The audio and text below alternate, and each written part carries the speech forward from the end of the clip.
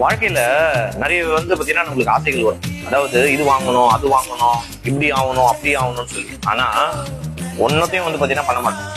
எதுவுமே கிடைக்காது. ஏன் தெரியுமா? ஏன் அப்படின்னா நம்ம ஒரு விஷயத்த ஆசைப்படுறோம்ல, அந்த விஷயம் ரெண்டு விஷயத்த ஆசைப்படும், நம்ம கிட்ட கேட்கும். நம்ம ஒரு விஷயத்த கேட்கிறோம், அந்த விஷயம் ரெண்டு விஷயத்த நம்ம கிட்ட கேட்கும். இதை கொடுக்கறதுக்கு நம்மளுக்கு நோ. அப்படி நோ வச்சு அப்படின்னா அது நம்மளுக்கு பாத்தீங்கன்னா டாடா பாய் பாய் சொல்றோம். என்ன தெரியுமா? ஒண்ணு டைம். உங்ககிட்ட டைம் கேட்கும். கத்துக்கிறியா, உட்காருவியா, வேணுமா அப்படின்னு கேட்போம். அதுக்கு நீங்க டைம் கொடுக்கணும்.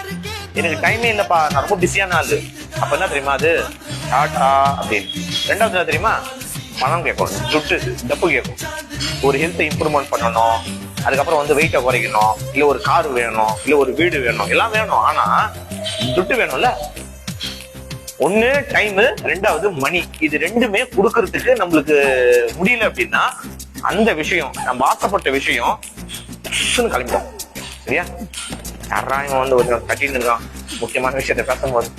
இப்ப என்னன்னா இந்த மாதிரியான விஷயங்கள் பாத்தீங்கன்னா நம்ம என்ன பண்ணோம் அப்படின்னா கவனிச்சு நம்மளுக்கு எது வேணுமோ, அவசியமான தேவையா இருக்கா, அது அவசரமான தேவையா இருக்கான்னு பாக்கணும். அப்படி இருந்தது அப்படின்னா நம்ம கட்டாயம் நம்ம ரெண்டு விஷயத்தையும் குத்தோம் அப்படின்னா பல மடங்கா திரும்பி வரும் நம்ம நினைச்சது. ஓகேவா?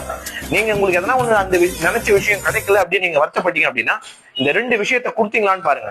ரெண்டுமே ரொம்ப முக்கியங்க. டைம், மணி. ஓகே, குத்து பாருங்க. வேற லெவல். ஓகே, பாய்.